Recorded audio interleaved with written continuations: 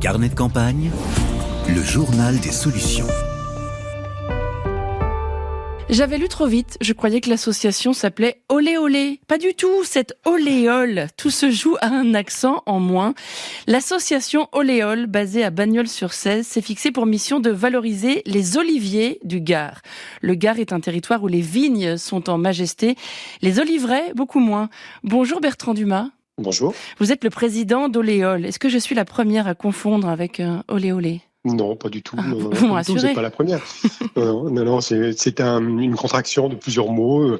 C'était l'idée à la fois de parler de vent, d'éole et puis d'olivier, oui. Donc c'est une contraction. Oui, éole, effectivement. Oléole, c'est l'huile d'olive et le vent. Et oui, tout à fait. Alors, ce n'est pas votre métier, vous n'êtes pas producteur d'huile d'olive, mais vous êtes passionné par cet arbre et par son rôle dans l'environnement. Est-ce que vous sauriez dire pourquoi l'olivier vous fascine ? Alors est-ce que je saurais dire pourquoi ? Il y a plein de raisons. L'olivier, c'est un arbre qui est très présent, alors déjà dans la région. C'est un arbre qui est très présent historiquement, dans la mythologie. C'est un arbre qui est plein de symboles, qui est très porteur de symboles. Mais c'est aussi et surtout une production qui nous intéresse, c'est l'huile d'olive. C'est quand même un élément essentiel de la cuisine méditerranéenne. Donc voilà, il y a cette passion à la fois pour l'huile, mais pour la cuisine et pour les oliviers. Et puis c'est aussi une conjonction à la fois d'une histoire de famille, puisque nous sommes sur un territoire viticole, comme vous l'avez dit, et nous avions des vignes autour de la maison. Ces vignes ont été arrachées pour différentes raisons. Et on s'est posé la question de savoir ce que l'on pouvait y replanter à ce moment-là. Et parallèlement à ça, il y a Sylvie Granier, donc, qui est à l'origine de l'association, a aussi commencé à travailler sur les questions d'alimentation et d'alimentation durable. Donc tout ça se recoupant, on s'est aussi passionné pour sa culture, la taille de l'olivier, puis les paysages, enfin voilà quoi. Votre association organise des formations autour de l'olivier, notamment sur cette question de la taille. Est-ce que vous diriez que l'olivier a un rôle à jouer dans la transition écologique, Bertrand Dumas ? Oui, l'olivier a un rôle à jouer dans la transition écologique. Si je prends un seul exemple très concret, on sait aujourd'hui que les olivettes ou les oliveraies peuvent être potentiellement des espaces tampons pour limiter les incendies. Par exemple, ça fait partie des espaces qui, comme ils sont très ouverts, peuvent limiter la propagation d'un incendie. C'est une culture qui résiste quand même beaucoup à la sécheresse, même si aujourd'hui, les arbres souffrent, et ce qui est quand même très inquiétant. C'est-à-dire que si on arrive à faire souffrir des espèces méditerranéennes et qui sont aussi habituées à la sécheresse, c'est que là, on est vraiment dans un problème très grave de déficit d'eau. Donc oui, c'est un arbre qui peut participer et puis qui peut participer aussi à la diversification des productions. Vous l'avez dit, on est dans un territoire viticole, c'est une monoculture, la viticulture. Et peut-être que commencer à se poser la question de diversifier ces productions pour être moins dépendant d'une seule et unique culture qui aujourd'hui aussi est en grande souffrance vis-à-vis de la sécheresse, c'est peut-être une solution pour le monde agricole. Il y a combien de temps qui s'écoule entre le moment où on plante un olivier et le moment où on peut récolter les premières olives ? Tout dépend de ce que vous faites avec vos oliviers. Si on prend notre exemple, qui n'est pas forcément un meilleur exemple, mais en tout cas ce que l'on connaît, nous, notre petite olivette, il y a à peu près 400 arbres, elle n'est ni arrosée et il n'y a pas d'amendement.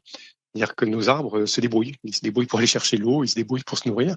Ce qui fait qu'on commence petit à petit à rentrer en production et ce sont des arbres qui ont maintenant à peu près 7 ans. Oui. Donc c'est long.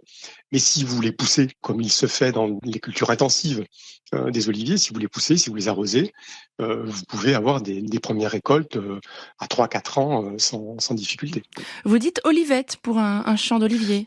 On dit un peu comme l'on veut. Moi, je trouve que c'est très beau, olivette. Mais oui, mais ça fait un peu petite olive, quoi, olivette. Oui, voilà. Non, c'est vrai qu'on trouve les deux. Il me semble qu'ici, dans la région, on dit beaucoup plus souvent, comme vous l'avez fait, oliveraie. D'accord. Mais bon, voilà. Alors, l'association Oléole organise chaque année un grand événement, une collecte solidaire. Quel est le principe ? Alors ça, c'est vraiment l'action phare de l'association. Le principe, il est très simple, c'est de collecter les olives de tout le périmètre de la ville de Bagnols-sur-Cèze. Donc, il y a des oliviers sur les ronds-points. Mais c'est aussi de collecter les olives chez des particuliers qui ont quelques oliviers et qui ne les ramassent pas ou qui ont besoin d'un peu de main-d'œuvre pour les ramasser. toutes ces olives-là, donc on fait ça sur un week-end, toutes ces olives-là vont être triturées, puisque c'est le terme que l'on emploie quand on parle de la fabrication de l'huile. On triture les olives par un moulin. Et l'huile que l'on va récolter va être en grande partie offerte à un restaurant, à une table solidaire de la Maison des Alternatives Solidaires de Bagnols-sur-Cèze, donc qui est une association des repas à moindre coût sur tout le territoire de Bagnols-sur-Cèze. La collecte solidaire est en fin d'année, je crois, et vous auriez besoin d'un moulin un peu plus près de chez vous. Ah oui, alors ça on a des moulins qui sont pas très très loin, mais c'est surtout que on voudrait maintenant, et on porte ce projet avec la ville de Bagnols-sur-Cèze, qui nous soutient sur le projet depuis le début. On porte le projet d'un moulin associatif. C'est quelque chose qui existe déjà. Il y en a un pas très loin d'ici, dans les Cévennes, à Aulas. On ne veut pas être en concurrence avec les moulins déjà existants. Ce qui nous intéresse, c'est des petites quantités. C'est les gens qui ont une dizaine d'oliviers et puis qui ont 200, 300 kilos d'olives et qui veulent leur propre huile, pardon. Donc là, l'idée, c'est d'avoir un petit moulin pour qu'on puisse promettre à des gens qui amènent des petites quantités d'avoir leur propre huile. Donc vous cherchez un terrain. Alors on cherche un terrain, un bâtiment. On cherche tout en fait. Des financements, voilà, on n'a pas grand-chose pour l'instant. Si vous avez quelque chose, vous avez beaucoup de bénévoles. Alors on a beaucoup de bénévoles, on doit bientôt atteindre les 200, donc ça c'est déjà une bonne nouvelle. Et il faut ensuite construire un vrai projet et trouver un lieu. Et voilà. Association Oléole, c'est donc à Bagnols-sur-Cèze dans le Gard. Merci beaucoup Bertrand Dumas. Merci. Et bonne journée, au revoir. Merci, bonne journée, au revoir.